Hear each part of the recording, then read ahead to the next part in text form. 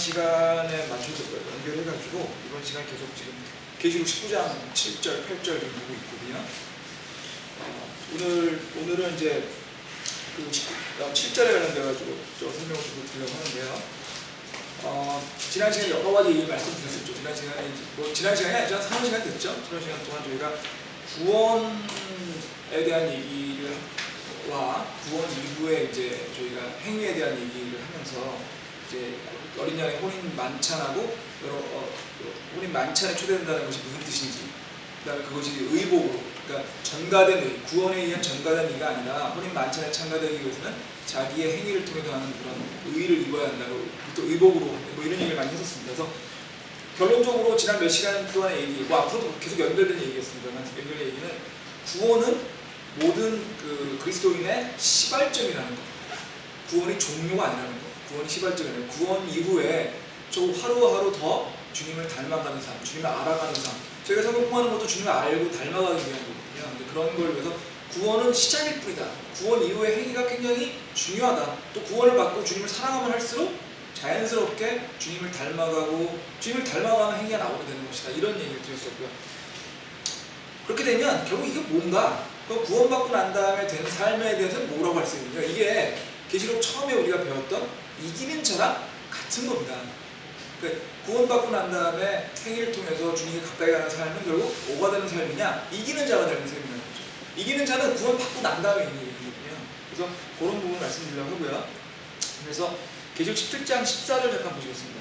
계시록 17장 14절. 14절 보시면 그 음료와 짐승에 대한 그 전쟁의 얘기입니다. 그래서 이들이 어린 양과 전쟁하려니와 어린 양께서 그들을 이기시니 그분은 주들의 주시오 왕들의 왕이시며 그분과 함께 있는 자들은 부르심을 받고 선정된 신실한 이이냐. 지금 이기는 자, 앞에 보시면 14절에 보시면 어린 양에서 그들을 이긴다고 했죠. 주님이 이기는 거는 뭐 당연한 거죠. 주님이 어떻게 지실 수 있겠습니까? 주님이 피조물이랑 싸우는 거예요. 그래서 주님이 이기시는데, 주님은 주들의 주고 왕의 왕이십니다. 그렇지만 그 다음이 중요합니다.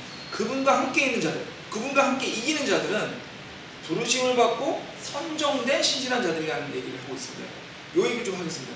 여기서요, 참고로 그 성경 구절을 이제 말씀드리다가 보니까 그냥 제 실력이 뻔한 거 아니겠습니까? 그러다 보니까 저도 이제 성경 공부 하기 위해서는 미리 공부를 하거든요. 하려면 하다 보니까 이제 제가 이제 서초원 목사님과 관련된 교재와 이런 내용 갖고 공부를 하는데, 하다 보면 이제 본의 아니게 유튜브에 있는 그런 것들을 우연히 볼 때가 있었습니다. 뭐 많이 본 건 아닙니다. 유튜브에서 뭐 조금씩 나와서. 근데 정말 놀라운 거는 유튜브에 이렇게 성경 공부에 대한 게 굉장히 많이 있더라고요. 굉장히 많이 있는데 굉장히 위험하더라고요. 왜 위험한 생각이 들었냐면 뭐 저가 알고 있는 성경 지식으로도 말도 안 되는 얘기들이 굉장히 많이 있습니다. 근데 그게 이제 목사님들이 하신 것들이 그런 게 아니고요. 목사님들 하신 건 차라리 좀 낫죠. 뭐 교회에서 보면 이제 교회가 아니라 개인이 올린 유튜브가 되게 많더라고요. 개인이. 누구인지도 얘기도 없어요. 자기가 누구인지 얘기도 안 해요. 그냥 뭐 성경 공부를 해가지고 올려놓은 것들이 꽤 있어서. 근데 제가 어떻게 알고 보니 검색을 하다 보니까 이제 이기는 자에 대한 것들 혹시 다른 유튜브 있나 해서 이제 가다가 알게 됐는데요. 상당수의 유튜브들 중에서 하여튼 이렇게 교회가 아닌 유튜브들도 있고, 교회에서 하는 거는 좀 난데, 훨씬 난데, 교회가 아닌 유튜브 개인인데, 심지어는 자기의 아무런 신상 없이 나오는 유튜브 중에 뭐 잘못된 걸 넘어서 가지고 위험한 것들이 꽤 있더라고요. 이건 진짜 위험한가? 뭐 이단이라고 뭐 말한다는 거 하기, 이단까지 갈 수도 있는 거고요. 근데 어쨌든 하는데, 제가 여러 가지 있고 그런 말씀 잠깐 드릴게요. 혹시 성경을 유튜브를 듣든 아니면 유튜브를 들으시는 게 아니라 여러분 다른 거 할 때 제가 생각하는 기준을 말씀드리면, 첫 번째로 그 말씀하시는 그 내용들이, 그 누구든 간에 말하는 내용들이 반드시 성경에 기반해야 된다고 생각합니다. 그 얘기하시는 것이 나는 이렇게 생각한다, 내가 알기는 이렇다, 이렇게 얘기하는 건 의미가 없다고 생각합니다. 그거 누구나 할 수 있는 게 아닙니다. 그렇지만 성경 구절에 몇 구절 이렇게 됐기 때문에 성경 구절에 나와서 성경 구절로 해석했을 때 이 구절은 이렇다. 그러니까 소위 말해서 논리의 일관성이 있어야 되는 거죠. 어떤 주장을 한다면 그게 성경적 논리에서 일관성이 있는지를 먼저 보시고요. 두 번째는 성경적인 논리의 일관성을 본인이 할 수 있는 사람 생각보다 많지 않거든요. 그거 완전히 다 알아야 됩니다. 그렇게 됐을 경우에 그 대응책으로 그 이러이런 책에서 어떤 신학자가 이렇게 얘기를 했는데 그 성경 내용을 이렇게 되라고 해서 인용하는 경우가 있습니다. 그럼 훨씬 더 낫습니다. 왜냐하면 그 인용한 신학자분들이 제대로 된 신학자라고 한다면 또 거기 인용한 신학자들이 보통 성경 구절을 이용하니까 그럼 날 수 있죠. 그래서 크게 이게 두 가지 정도의 내용, 그러니까 결과적으로 뭐냐면 성경 구조를 이용한 성경 구조와 연결해서 설명을 하고 있는지를 잘 보시고요. 그리고 나신 다음에 여러분의 상식으로 판단을 하셔서 들으시는 게 좋을 것 같더라고요. 안 그러면 정말 택동소리 너무 많습니다. 택동소리. 그러니까 무슨 뭐 그런데 뭐 아무 주장 아무 그게 근거 없어요. 그냥 무조건 그러니까 예를 들면 이런 겁니다. 그러니까 제가 이제 이게 알게 된 게 우리가 그 슬픔의 일을 간다 이런 얘기 공부했었잖아요. 그러니까 슬픔의 일을 간다에 대해서 이렇게 설명하시는 분이 있더라고요.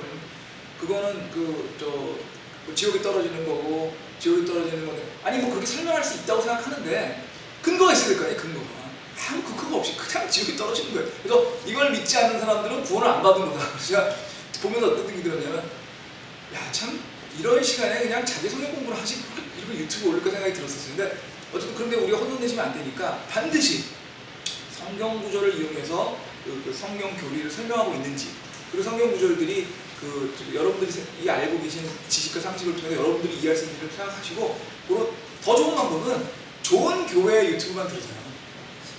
제일 간단합니다. 그러니까 뭐냐면 이게 그 교회 평판은 금방 알 수 있거든요. 교회 웹사이트를 보시면 교회에 나와 있는 그 교리들이 저희가 알고 있는 교리라는 거 맞는지 그래서 그 평판이 좋은 교회 또 평판이 좋은 교회의 유튜브 같은 거는 들으셔도 상관없는데 그냥 아무런 게 없는 유튜브들은 굉장히 위험하겠더라고요. 그런 말씀 드릴 수 있고요. 그래서 이기는 자에 대한 얘기 다시 얘기 드리면 성경 구절에 계시록 17장 14절에 나와 있는 그 내용들에서 부르심을 받은 자라는 게 있고요. 부르심을 받은 자들과 기회의 것이 이기는 자가 부르심을 받고 선정됐다고 했습니다. 여기서부터 헷갈리는데요. 어떤 사람들이 이런 얘기를 합니다. 부르심을 받은 거는 구원 초청을 하는 거고 구원 초청을 하고 난 다음에 선정된 거는 구원받은 거니까 이건 구원받은 사람이다. 그래서 구원받은 사람이니까 지금 계시록 17장 10절에 나오는 사람 구원받은 사람들이 전부 주님에게 이기는 자 이렇게 설명하는 사람이 있는데요. 성경 구조를 더 찾아보시면 부르심을 받았다는 말은요. 구원을 초청을 받았다 이런 것보다는 구원받은 사람으로 많이 씁니다. 잠깐 보시면요. 마태복음 22장 14절 잠깐 보시겠습니다. 마태복음 22장 14절.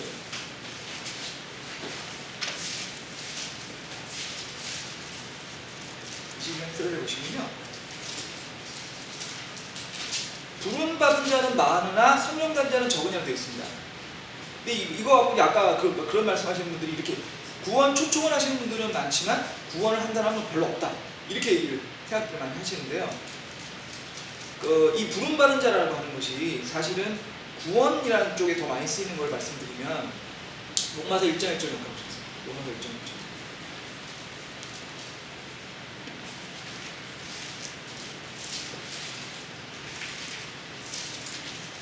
로마서 1장 1절에 보시면 예수 그리스도의 종 바울은 사도로 부르심을 받아 하나님의 복을 위해 구별되었을 때 있죠. 그럼 여기 정리해 보겠습니다. 지금 누가 부르심을 받았다고요? 사도 바울이죠. 그럼 사도 바울이 이걸 이제 아까 말씀드린 것처럼 부르심은 구원의 초청이다 이렇게 설명을 하려면 이렇게 해석을 합니다. 예수 그리스도의 종 바울은 사도로 구원의 초청을 받았다. 그래서 복음을 위해서 좀 이상하지 않으세요? 구원의 복음을 전하기 위해서 지금 가신다는 거잖아요. 부르심을 받아서. 그러니까 이 부르심을 받았다는 거는 구원이 포함되어야만 이 부르심 안에는 구원이 포함되어 있어야만 이 문맥이 맞는 거죠.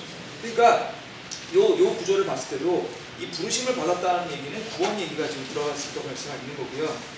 그 다음에 또 한번 볼까요? 로마서 8장 28절을 보시면 이게 굉장히 많이 나오는 구절이죠. 우리가 알거니와 하나님을 사랑하는 자들 곧 그분의 목적을 따라 부르심을 받은 자들에게는 모든 것이 합력하여 선을 이루다. 여기서 부르심도요. 구원의 초청을 받았다고 설명을 하면 구원의 초청을 받은 사람들한테는 모든 것이 하나님께 합력했다 선을 이룬다는 뜻이잖아요. 좀 이상하지 않으세요? 이걸 반대로 부르심을 갖다가 구원받았다고 설명을 하면 이 말이 훨씬 더 논리기 쉬운 거죠. 그러니까 뭐냐면 그분의 목적에 따라서 하나님을 사랑하는 사람은 부르심을 받았다는 것은 구원받았다는 뜻으로 설명을 하면 앞뒤 문장이 딱 맞습니다. 그래서 로마서 8장 1절, 그러니까 로마서 1장 1절, 로마서 8장 28절에 있는 것들을 정리해 봤을 때 마태복음 14절이나 아니면 계시록의 17장 14절에 나오는 부르심을 받은 자는 그 문맥에서는 구원받았다라고 해석을 하는 것이 훨씬 더 맞습니다. 그래서 부르심을 받았다는 것은 구원받았다는 뜻으로 볼 수 있고요. 그런데 다시 올라가서 계시록 10장 14절에서 다시 부르심을 받고 선정됐다고 되어 있죠. 그럼 좋습니다. 부르심을 받았다는 건 구원받았습니다. 그럼 부르심을 받아서 구원받은 사람 중에도 선정된 사람이 따로 있다는 얘기죠, 지금. 그렇지 않습니까? 부르심을 받은 사람은 구원받았는데 그 중에 선정된 또 있어요. 그게 이제 우리가 말하는 이기는 자라는 얘기거든요. 그러면 이기는 자라는 거는 구원으로 안 끝난다는 뜻이죠. 구원 이후에 뭔가 해야 된다는 겁니다. 뭔가를 해서 뭐가 돼요? 선정이 된다는 겁니다. 그러면요. 자, 그럼 다시 한번 보겠습니다. 그러면 부르심을 받았다는 거, 부름 받았다는 거는 구원이라는 뜻은 이제 그 로마서 1장 1절, 로마서 8장 28절을 통해서 알았으니까 그럼 다시 나가서 그러면 선정된다는 건 뭘까? 선정됐다는 거 얘기는요. 고린도전서 9장 24절을 주셨습니다. 고린도전서 9장 24절.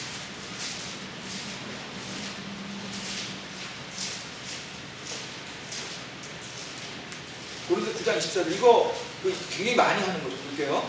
경주할 때 달리는 자들이 다 달릴지라도 한 사람이 상을 받는 줄을 너희가 알지 못하느냐. 너희도 상을 받도록 이와 같이 달리라. 이기려고 애쓰는 자마다 모르는 일에 절제하나니 이제 그들은 썩을 관을 얻고자 그 일을 하되 우리는 썩지 아니할 관을 얻고자 하느니라. 그러므로 내가 이와 같이 달리되 정해진 것이 없는 것처럼 하지 아니하고 또 이와 같이 싸우되 허공을 치는 자들이 하지 아니하며 오직 내가 내 몸을 억제하여 순종시킴은 내가 다른 사람에게 복음을 전함포한 뒤에 어떤 방법으로 내 자신이 버림을 받지 않게 하려 함이라 이렇게 되어 있습니다. 지금 이 얘기는 뭐냐면 사도 바울이 고린도에 있는 사람들에게 고린도 교회 사람들에게 지금 마치 그 상을 받도록 주님을 구원받고 난 삶에 있는 상을 받도록 뛰는 거랑 같다 이렇게 설명한 거죠. 한번 복습을 한번 할게요. 고린도는 어디 있습니까? 고린도는요 그리스에 있습니다. 그리스가 이제 발칸반도인가요? 하여튼 그 그리스 그 발칸반도의 이제 끝에 있는 그리스가 있는데 그 그리스 안에서 있는 큰 도시입니다. 이게 그 그리스 역사에 보면은 가장 유명한 도시국가가 몇 개 나오죠. 아테네 있죠. 아테네 다음에 나오는 게 어디죠? 스파르타입니다. 그죠? 스파르타, 아테네 다음으로 유명한 도시가 고린도입니다. 코린트라고 하는 도시죠. 코린트 또는 이제 그 다음 나오는 테베. 보통 이제 그 그리스의 수많은 도시국가가 있는데 그 도시국가 중에서 역사책에 나오는 도시국가는 지금 말씀드린 4개 정도입니다. 아테네, 스파르타, 코린트, 테베 이 정도. 그 다음이 이제 마케도니아는 도시국가는 아니지만 이제 마케도니아가 나오긴 하는데 지금 아주 유명한 도시국가예요. 그리스에 있는 도시국가입니다. 그 유명하다는 뜻은 도시국가 중에서 강한 도시국가 중에 하나는 얘기죠. 그러면 여기서 왜 이 우승리가 나올까요? 사실은 올림픽 경기는 아닌데 올림픽 경기 비슷한 경기가 있었습니다.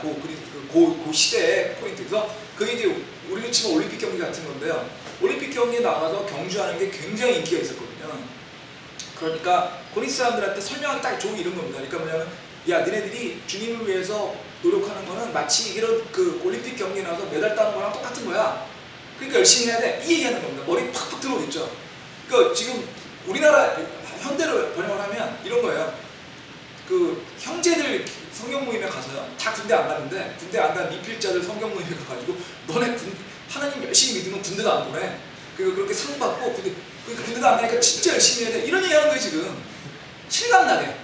지금 보면 얼마나 열심히. 지금 저는 운동 경기 별로 안 좋아하는데 그렇게 요즘에는 올림픽 경기 이런 걸 안 좋아하고 거의 안 보는데 옛날에 누구죠? 손흥민인가 아시안 게임인가 어디서 금메달 딸 때 노력하시던 거 보면 기억나세요? 군대 안 가려고 정말 엄청 열심히 하더라고요. 우승하면 안 하거든요. 지금 그 얘기 하는 겁니다. 그 얘기. 근데 그 얘기인데 이 맥락이 보시면요. 상을 받으라는 겁니다. 그런 노력을 해서. 근데 이기는 자고 애쓰는 자는 절제한다고 되어 있습니다. 모든 일 절제한다고 되어 있는데요. 그래서 하는데 27절 보세요. 내가 내 몸을 억제하여 복종시킴은 내가 다른 사람에게 복음을 선포한 뒤에 어떤 방법으로 내 자신이 버림을 받지 않게 하려 함이라 이렇게 되어 있습니다.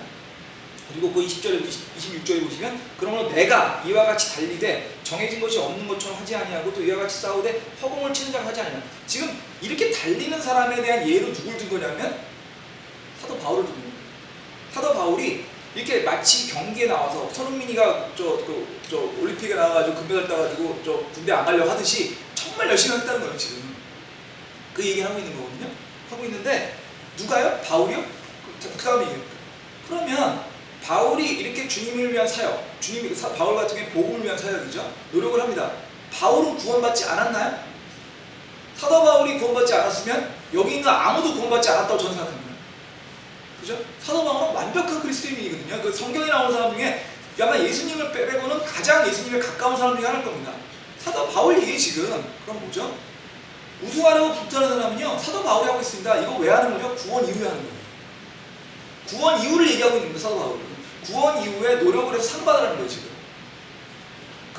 구원 이후에 하는 그 노력은 어떤 걸 위하면 주님을 위한 사역이겠죠. 사도 바울의 경우에 복음을 전파하는 거고 꼭 복음을 전파하는 게 아니라도 주님이 원하실 만한 일을 하는 겁니다. 지금 그렇게 분투하면 주님이 상을 주신다는 거예요.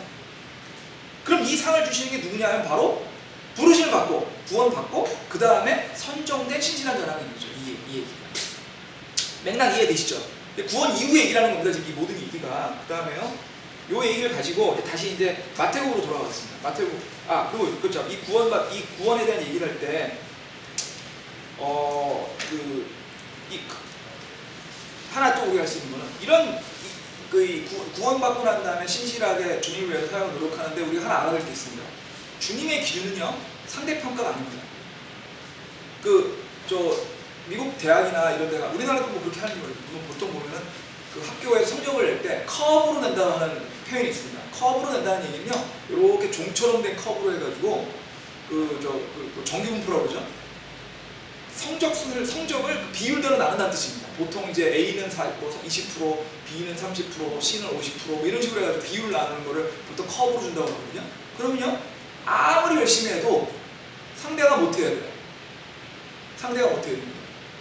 그러면 그런 경우에 어떻게 되죠? 내가 잘하는 것도 중요하지만 남이 못하는 것도 되게 중요해요. 그렇게 되면 어떻게 될까요? 사람들끼리 잔인해집니다. 얼마나 잔인해진가 얘기 드리면 실제로 제가 들은 얘기입니다. 보통 미국에서 가장, 그러니까 우리나라 같은 경우보다는 저는 미국 얘기를 많이 듣는데 미국에서 가장 경쟁이 치열한 학교는 어딜까 하면 보통 메디컬 스쿨 아니면 로스쿨 얘기입니다. 의대 아니면 법대입니다. 의대 법대 미국은 대학원 과정이거든요. 그 중에서도 가장 지독한 데가 법대입니다. 법대는 변호사라는 인간들이 좀 약간 변호사라는 분들이 약간 좀 질이 좀 안 좋거든요. 일반적으로 질이 안 좋은 사람이 많으니까 법대가 굉장히 드라이한 데인데 편하달라고 하는 인간들이니까 드라이한 데인데 이런 얘기는 저도 해도 되는 게 왜냐면 제 딸도 법대 가기 때문에 제가 변호사들에 대해서 별로 안 좋은 얘기를 해도 그냥 그렇게 이해하셔도 되겠습니다. 그러니까 로스쿨에서 로스쿨은 100% 커브거든요. 100%는 아니잖아. 90% 이상 커브입니다. 커브로 주는데 왜냐하면 취직을 해야 되잖아요. 걔네들이 졸업하고 나면. 그럼 성적 좋은 애랑 나쁜 애가 차이가 나야 취직이 되니까 성적을 줍니다. 성적을 주는데 그럼 어떻게 되냐면 과제문이 나오면 도서관에서 책을 훔친대요. 실제로 한답니다. 이렇게. 그 과제문이 나오는데 그게 아무리 좋은 도서관이라도 책이 여러 권 있지 않거든요. 몇 권 있겠죠? 지가 먼저 딱 가서 본 다음에 나는 봤는데 남은 보기 싫은 거예요. 그럼 책을 어떻게 하냐면 딴 데다 갖다 놓거나 자기가 대출해서 집에 가서 안 갖고 오거나 그것도 저것도 아니면 책을 버린다는 거예요. 자기가 보고. 미국 애들이 생각보다 순진한 애들이거든요. 미국에서 굉장히 착합니다, 그 사람들. 그런데 로스쿨은 안 그렇다는 거예요. 왜요? 상대평가니까. 상대방을 밀어내야 되거든요. 잔인해집니다. 사람이라는 거는요, 자기 이익이 걸리면 잔인해집니다. 취직이 걸리면 잔인해지고, 돈 걸리면 잔인해지고요. 특히 돈 걸리면 잔인해집니다. 그렇게 된다는 거예요. 상대평가 무시무시합니다. 그래서 진짜 무시무시합니다. 그러면 결국 남들을 밀어내야 되거든요. 그런데 미국 로스쿨 중에서요 상대평가 안 하는 학교가 몇 개 있습니다. 다는 아닌데 몇 개 있습니다. 학교가 나쁠수록 상대평가를 철저히 하고요. 학교가 좋아질수록 상대평가를 덜 하는데 그러면 제일 상대평가 안 하는 학교는 가장 탑스쿨이죠. 보통 미국의 로스쿨 중에서 가장 탑스쿨 하면 예일 로스쿨, 하버드가 아닙니다. 예일이 제일 어려운 학교인데 예일이 제일 보고 그 다음에 이제 하버드 정도 되는데 예일 로스쿨은 상대평가를 하지 않고요. 성적을 내지 않습니다. 그러니까 이 세상에 가장 행복한 애들은 예일 로스쿨에 입학한 애들입니다. 그냥 졸업만 하면 돼요. 걔네들은 그냥 졸업은 다 하거든요. 잘리지 거기 들어갈 정도면 뭐 엄청나게 성적 좋은 애들이니까 잘릴 염려는 없거든요. 그래서 가장 학교 분위기가 좋은 애들이 예일 애들이라는 거예요. 상대평 우수한 애들이 들어왔는데 상대평가를 안 하니까 서로 친한 거예요. 또 서로 도와주는. 그러니까 학교도 좋죠. 분위기도 좋죠? 서로 싸우지도 않죠? 너무 좋은 거예요. 너무 좋은 거예요. 근데 제가 왜 이 얘기를 드리냐, 우리가 주님이 우리 평가하실 때는 절대평가하는 거예요. 예일 로스쿨이 절대평가거든요. 근데 절대평가라는 게 재밌는 게 말이죠. 재밌는 게 뭐냐면은 절대평가에서 어느 성적 이상이면 상을 주겠다는데 그 성적이요, 미국식 기준은 우리나라 기준이 좀 다릅니다. 우리나라 기준은요, 잘라내는 게 목표입니다. 그러니까 가능하면 어렵게 만들어요. 그러니까 저도 학교 다닐 때 시험 보면 진짜 무슨 뭐 우리나라 시험은 똑같은 시험을 받아요. 우리나라 시험은 도대체 왜 이렇게 꽈놨을까 하는 게 시험이 되었죠. 미국 시험은 반대로 똑같은 시험인데 그냥 원리를 물어보는 시험입니다. 달라요. 그 시험 목적이. 근데 주님의 시험은 미국식 시험에 가깝다는 거예요. 꽈놓고 누가 어렵 이런 게 아닌다. 어느 수준이 된 것만 보시는 거예요. 그러면요, 100%다 A 나와서는 없는 거예요. 실제로 예일은 전체 졸업생의 제가 알기로는 7, 80%가 A예요. 뭐 그러니까 A, B는 없지만 거기는 하이 아너라는 게 있는데 하이 아너로 졸업을 합니다. 아니 뭐 절대평가니까. 주님은 절대평가십니다. 그러니까 주님과 평가라는데 우리가 좋은 점은 뭐냐면 옆에 계신 여러분, 옆에 계신 여러분 주위 형제자매님들이 여러분보다 더 잘할 걸 걱정하실 필요가 없다는 거예요. 여러분만 잘하시면 되는 거예요. 여러분만. 옆에 계신 분은 뭐 엄청나게 주님을 위해서 사랑하고 노력하는데 나는 그 정도 못했으니까 나는 선정 안 돼. 이걸 하실 필요 없다는 거예요. 그냥. 옆에 분은 옆에 분이고 여러분은 여러분이에요. 여러분만 하시면 돼요. 좋죠? 좋지 않으세요? 전 좋던데. 그 다음에 또 뭐냐 그러면 그 절대평가의 기준이 뭐냐는 거죠. 기준이 높지가 않아요. 기준이 엄청나게 높지가 않습니다. 어떤 기준이냐면요, 주님은요, 우리가 이 세상의 소금이 되기를 원하셨어요. 소금은 왜 소금이죠? 짜야 되지 않습니까? 그러니까 짜서 이 세상에서 진짜 부패하지 않게끔 하는 거를 주님이 원하셨거든요. 주님이 우리한테 원하시는 그 신비한 기준은 그런 정도예요. 우리가 물론 뭐 그 안에서도 차이가 날 수 있겠지만 최소한 하여튼 그런 기준을 통해서 절대평가해서 우리가 주님이 보시기에 이 땅에서 주님의 크리스찬으로서 주님을 믿는 크리스찬으로서 그 소금으로서의 그걸 잃지 않는 정도가 되기 시작하면 절대평가에서 어느 정도 되는 거예요. 어느 정도 되는 거예요. 그러니까 여러분들 이기는 자가 되시는 거에 대해서 너무 어렵지 않다. 내가 이기는 자에 대해서 너무 힘들지 않을까 이렇게 생각하지 마세요. 할 수 있습니다. 누구나. 저같이 말 같지도 않은 크리스천도 주님을 위해서 지금 이기는 자가 되겠다고 인식하고 있지 않습니까? 지금 여러분 더 잘할 수 있어요. 저는 여러분보다 훨씬 믿음이 약합니다. 훨씬 믿음이 약합니다. 저는요, 회사 일이 어려워야 성경 보는 사람입니다. 원래 저희 애들이 맨날 그런다니까. 제가 성경책 열심히 보고 있으면 회사 일이 어려워 아빠? 회사 일이 잘 안 되나 봐? 이런다니까요. 누구나 약합니다. 그러니까 여러분들 절대 어찌하지 마시고 이 주님으로서 그리스도인의 소금기를 잃지 않으시면 여러분들 신실한 자로 선정될 수 있는 겁니다. 그 다음에요, 이게 마태복으로 돌아갈게요. 이 모든 얘기는 마태복 때문에 나온 얘기거든요. 이 마태복이 무지하게 어려운 책이더라고요. 저 이렇게 어려운지 몰랐는데 무슨 책이에요. 마태복 23장 가실 거예요. 23장에 11절 12절이에요. 그러면 선정되려면 어떻게 되냐 이런 얘기가 나옵니다. 마태복 20장 10절 11절에 오직 너희 중에 가장 큰 자는 너희 종이 될지니라. 누구든지 자기를 높이는 자는 낮아지고 자기를 낮추는 자는 높아지리라. 이렇게 되어 있습니다. 요거는 그냥 손에 끼워 놓으시고요. 다시 마태복 24절 잠깐 보실게요. 24장에 42절에서 44절 보시겠습니다.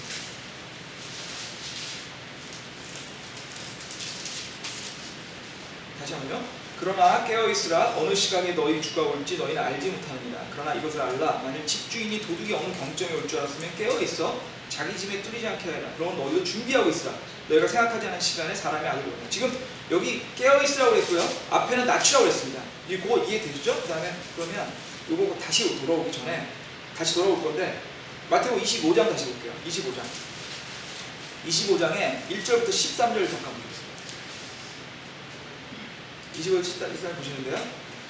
25절 여기서 12절 14절 보실게요. 25장 1절부터 12절 14절 이 내용이 뭐죠? 이 내용이 무슨 내용이죠? 열처녀죠. 열처녀. 아주 유명한 비유죠. 열처녀가 지금 신랑 기다리는 얘기지 않습니까? 이거 많은 교회들이 어떻게 특히 장로교 쪽 교회 어떻게 하면 이게 성령 충만하고 뭐 기름이 성령이고 어쩌고 해가지고 성령 충만하지 않으면 구원 못 받는다 뭐 이런 얘기를 많이 얘기를 하시잖아요. 근데 그게 아니고 이 처녀들은요 이미 신부가 됐어요. 구원 받았습니다. 근데 구원 받았는데도 차이가 있다는 거예요. 지금 구원 안 했죠. 그 얘기를 하고 있는 겁니다. 지금 이 열처녀는요 보세요. 1절 보시겠다. 21절 1절. 그때 하늘의 왕국 마치 등불을 가지고 신랑을 맞으러 간 열처녀 같은. 신랑을 맞으러 갔다는 거 아닙니까 지금? 이미 신부예요. 구원에는 문제 없습니다 지금. 그런데 5절 6절 신랑이 더디 오미로 그들이 다 졸다가 잠기니라. 한밤중에 외치는 소리가 나되 보라 신랑이 오는다 너희는 그를 맞으러 나오라 하매 11절 12절 그러니까 여기서 지금 꺼져 있던 사람이랑 안 꺼져 등불이 켜져 있던 사람이 안 켜져 있는 사람 차이가 나죠. 그 뒤에 다른 처녀를 봐서 이르되 주여 주여 우리의 열어줘 하니 그가 응답하여 이르되 진실로 내가 너희에게 이르노니 내가 너희를 알지 못하나 하느라. 그러므로 깨어 있으라. 너희가 사람이 오는 그날에도 그 시간까지 알지 못하나 이렇게 얘기했어요. 이 얘기는 뭐냐면요. 지금 우리 교회를 상징하고 있는 겁니다. 그러니까 우리 교회라고 하면 지금 교회 시대를 상징하고 있는 겁니다. 지금 말씀드렸었죠. 주님이 초림하셨을 때 우리는 주님과 약혼을 했습니다. 약혼을 해가지고 지금 주님은 우리가 신부고 집합적으로 신부고 주님은 신랑으로서 우리가 머물 곳을 처소를 마련하기 위해서 가셨어요. 히브리 결혼 관습에 따라서. 그 지금 약혼 상태입니다. 근데 주님이 오실 거예요.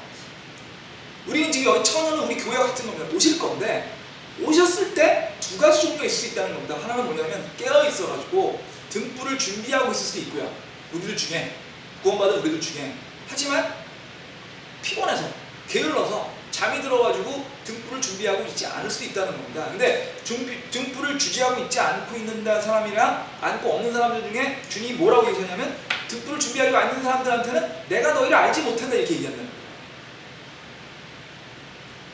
그러니까 그 정리를 하면요, 이 내용을 쭉 정리를 하게 되면 어떻게 얘기되는 거죠? 그러면 구원받은 사람들일 경우에 구원받아서 지금 아까 마태복음 앞부분에서 얘기했던 걸 보면은 깨어있거나 자기를 낮추거나 자기를 낮추고 결국 두 개 합하면 자기를 낮추고 깨어있던 사람들한테는 주님이 안다고 그랬고 자기를 낮추지 않고 깨어있지 않은 사람들은 알지 못한다고 얘기했다는 거잖아요. 지금까지 말씀 구조를 다 합하면 구원받은 지금 이 얘기를 하고 있는 건데, 그러니까 그러면 구원받고 난 다음에 깨어있는 사람만 주님이 안다라고 얘기하셨다는 얘기죠.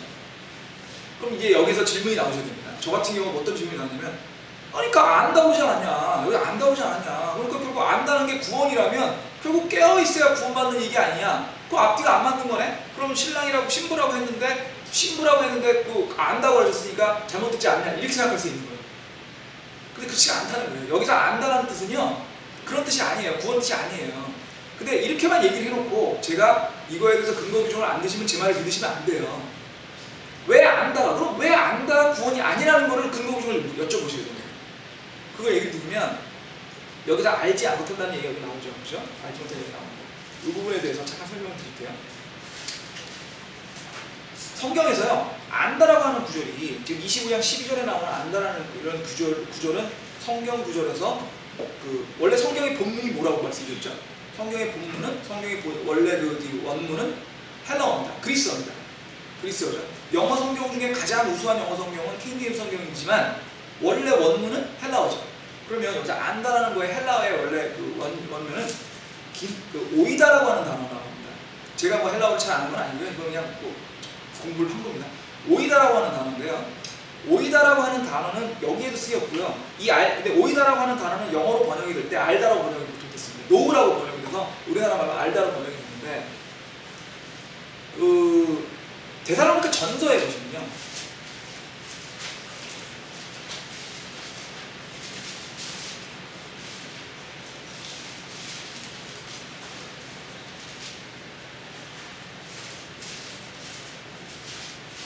데살로니가 전서 5장 12절로 보시고요. 데살로니가 전서 5장 12절. 형제들아 우리가 너희에게 간청하노니 너희 가운데 수고하고 주 안에서 너희를 감독하며 너희에게 훈계하는 자를 알고라 나오죠. 알고 나오죠. 알고에 동그라미 치세요. 동그라미 치고 아까 그 알고도 동그라미 치고 알지 동그라미 치고 다 같은 단어입니다. 이게 둘 다 오이다라고 하는 단어입니다. 근데요, 그럼 이제 데살로니가 전서 5장 12절과 아까 마태복음 25장 12절이 같은 얘기인데 같은 오이다라는 단어인데 이 오이다라고 하는 단어를 보시면 여기 있는 단어를 보면요, 너희 가운데 수고하고 주 안에 너희를 감독하고 너희에게 훈계하는 자를 알고라고 되어 있잖아요. 이때 이 알고라고 하는 단어는 오이다라고 하는 단어 원래 뜻이 뭐냐면 단순히 안다가 아니고요, 존경심을 갈고 안다는 뜻입니다. 그러니까 이게 사실 인간의 언어가 부족하다는 얘기 많이 드렸잖아요. 그러니까 어떤 언어도요 완벽하게 인간의 생각을 다 드러낼 수가 없어요. 그래서 애매함이 있을 수밖에 없는데 번역을 하면 그 애매함이 커질 수밖에 없습니다. 왜냐하면 서로 다른 게 애매함이 섞여 있기 때문에. 그러니까 헷갈릴 경우에는 그 원어를 찾을 수밖에 없는데 이 알다라는 단어, 이 오이다라고 하는 단어에는 단순히 안다는 의미가 아니라는 거예요. 존경심을 갖고 알거나 높게 평가하고 알거나 그러니까 알긴 아는데 그 사람 정말 괜찮은 사람이야, 정말 훌륭한 사람, 이런 뜻으로 안다는 거예요 지금. 그 다음에 또 뭐냐면 감사하다, 존경하다, 인정하다, 높이 보다, 그런 뜻을 가진 상태로 안다는 단어입니다. 근데 그렇게 해석하면 이해가 되시죠? 12절 다시 한번 볼게요. 너희 가운데 수고하고 주위에 너희를 감독하고 너에게 훈계하는 자, 이 누굴까요? 교회의 지도자들입니다. 목사님이에요, 목사님. 목사님들이 교회를 위해서 얼마나 노력하시고 가르치십니까, 그렇죠? 그러면 그런 목사님들에 대해서 알라고 하는 건 단순히 알라는 게 아니고요. 그런 목사님들에 대해서 제발 좀 존경심을 가지고 인정해주고 그분들에 대해서 뭐랄까 높이 보시는 마음을 가장한 뜻이거든요. 목사님 존경하는 얘기인데 지금 그 단순히 알다 아니에요. 존경심을 하고 알다는 얘기거든요. 그러면 그런 내용을 가지고서 아까 마태복음 25장 12절 들어볼게요.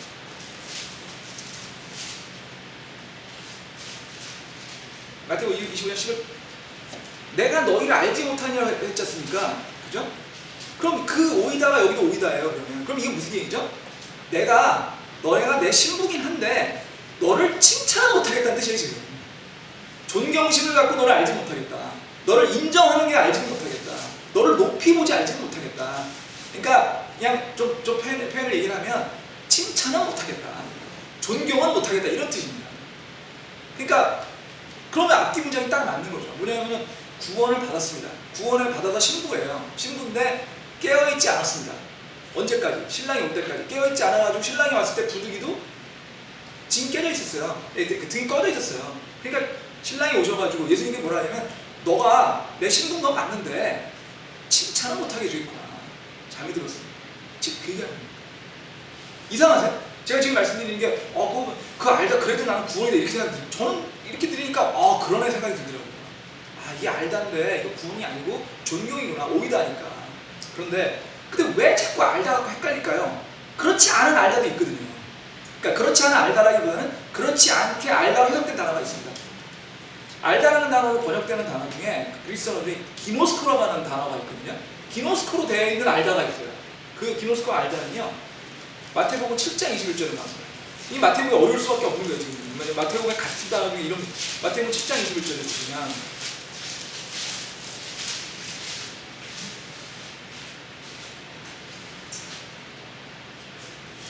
이거는 뭐죠? 열매로 안다는 그런 얘기죠. 7장 21절부터 23절까지 보겠습니다. 마태복음 7장 내게 주여 주여 하는 자가 다 하늘의 왕국에 들어가지 아니하고 오직 하늘에 계신 내 아버지의 뜻을 행하는 자야 들어가리라. 그날에 많은 사람들이 내게 이르기를 주여 주여 우리가 주의 이름으로 태어나지 아니하나이까 주의 이름으로 마귀를 내쫓지 아니하니까 주의 이름으로 많은 놀라운 일을 하지 아니하니까 하나니 그때 내가 그들에게 밝히 말하기때 내가 너희를 결코 알지 못하였노라. 불법을 행하는 자야 너희는 내게서 떠나라. 여기서 알지는 기노스코입니다. 아까 오이다와 다릅니다. 기노스코인데 그 다음에 다시 요 구절 요거보다 더 명확한 구절을 보겠습니다. 누가복음 13장 27절. 누가복음 13장 27절. 읽겠습니다. 그가 이르되 내가 너희에게 말하노니 나는 너희가 어디서 알지 못하는 알지 못하느냐. 불법을 행하는 자들아 너희는 다 내게서 떠나라 하니라. 이 알지 못할 이 기노스카고 하는 단어는요 아까 말씀드린 오이다가 존경을 가지고 인정을 가진 이런 느낌의 알다였는데 반해서 여기서 말하는 기노스코는요 그냥 친하게 알다는 뜻입니다. 알긴 아는데 그냥 친하게 아는 거예요. 아주 친밀하게 아는 겁니다. 기노스코가 그러니까 어떤 기노스카의 그러니까 잘 안다? 이런 뜻이라고 생각하면 친밀하게 잘 안다. 이 기노스코 단어를 여러분이 그냥 제일 쉽게 이해할 수 있는 단어예요. 이 알다라는 이 기노스코 단어가 쓰인 게 창세기에 나옵니다. 창세기에 아담이 이브를 알매라고 나오죠. 아담이 이브를 알매 뭐 스테야 어쩌고 이런 나오잖아요. 그 알다가 아담이 이브를 알매 알다가 기노스코예요. 그러니까 친밀하게 안다는 뜻을 친밀하게 알다고 설명을 함으로써 그 부부가 돼서 부부관계를 갖는 거를 친밀하게 안다라고 설명하는 겁니다. 좀 이해가 되시죠? 그러니까 기노스코가 어떤 뜻인지. 그러니까 이 기노스코로 쓰였으면은 이게 친밀하게 안다는 뜻이거나 아니면 좀 더 확장을 하게 되면은 그래도 구원 쪽에 연결되는 걸로 생각할 수가 있죠. 이 기노스코라는 단어였다면. 근데 아까 말씀드린 대로 오이다라는 단어를 썼으면 그건 그게 아니고 존경심을 안다는 거니까 아까 말씀드린 마태복음 25장 12절이나 데살로니가 전서 5장 12절에 알다는요, 존경해준다, 인정해준다, 칭찬해준다는 뜻이에요. 근데 성경이라는 게 헬라어로 되어 있죠. 헬라어로 되는 걸 영어로 바꿉니다. 영어도 솔직히 완벽하게 우리가 한국 사람으로서 영어를 완벽하게 이해하는 사람 쉽지 않습니다. 아무리 완벽하게 이해해도 그건 외국인 언어거든요. 두 나라 다 언어를 전부 다 완벽하게 네이티브로 하는 사람 저는 평생 만나본 적이 없습니다. 둘 중에 하나를 더 잘하는 사람만 만났지. 그렇게 번역을 했어요. 그러니까 그러다 보니까 애매함이 있을 수 있어요. 애매함이 있을 수 있습니다.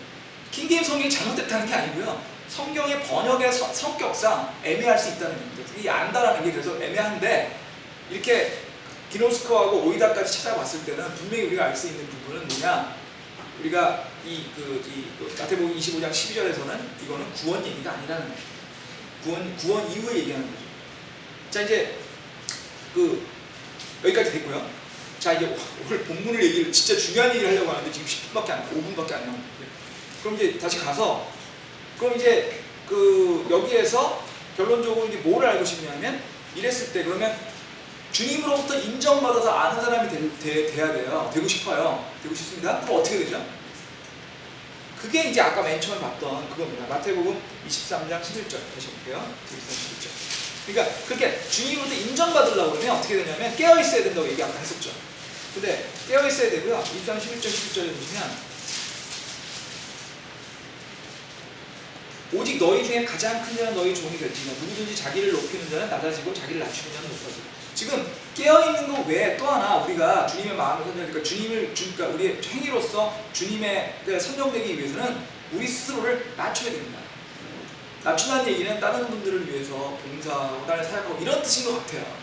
그러다 보니까 우리가 결국 구원받고 난 다음에 우리가 그리스도인으로 할 거는 이런 거예요. 정리 다 해보면 소금기를 잃지 않는 그리스도인이 돼서 절대평가에서 주님의 눈에 들어야 되고요. 그러면서 그렇게 하기 위해서는 우리가 어떻게 해야 되냐면은 우리를 낮추고 딴 분들을 위해서 우리가 사역을 하고 그러면서 항상 주님이 언제 오실지 이렇게 깨어있어야 되는 거예요. 깨어있다는 뜻이 뭐죠? 주님이 언제 올지 모르니까 항상 이 주님처럼 이렇게 살라고 하는 거예요. 이렇게 자기를 낮추고 깨어있으면 그 소금이 되는 거죠. 소금처럼 하기 쉬운 거죠. 이해되시죠? 그래서 지금 그런 맥락으로 이게 되고 있고요. 그 다음에 마태복음 25장 일단 보시겠습니다. 마태복음 25장 10절 13절. 그래 아까 했고요. 21절.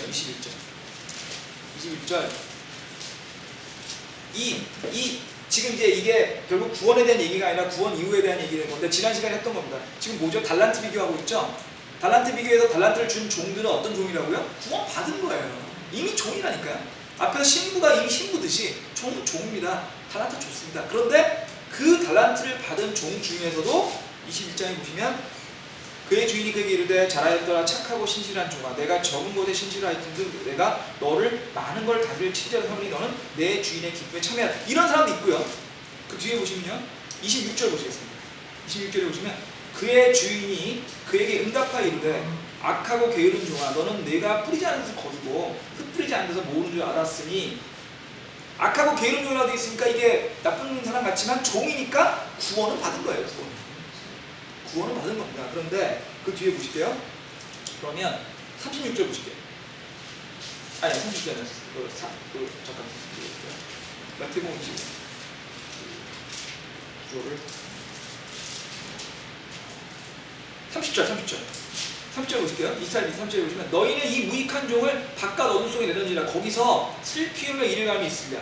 그럼 이제 이 모든 걸 다 정리해보면 결국 이게 지난 시간에 배웠던 내용이 명확해지는 거예요. 이 사람들은 다 구원을 받았는데 구원 이후에 그러니까 부르심은 받았는데 구원받은 부르심은 받았는데 신실한 걸로 선정되지 않아가지고 주님과 함께 통치하지 못하고 멀리 쫓겨나니까 어떻게 된 거예요? 후회하고 있는 거예요. 굉장히 후회하고 있는 겁니다. 아이 그러지 말걸. 아이 그러지 말걸. 좀 더 주님을 할걸. 내가 왜 소금기가 안 됐을까? 이런 얘기를 하고 있다는 얘기죠. 취지 이해하시죠? 자, 그래서 지금 벌써 위가 끝난 것 같았거든요. 그러면 이기는 자 얘기는 결국 다음 시간에 해줄 것 같고요. 이기는 자는 그러면 다음 시간에 해서 그럼 이기는 자와 이게 어떻게 연결되는지 하고 좀 이거 하는 시간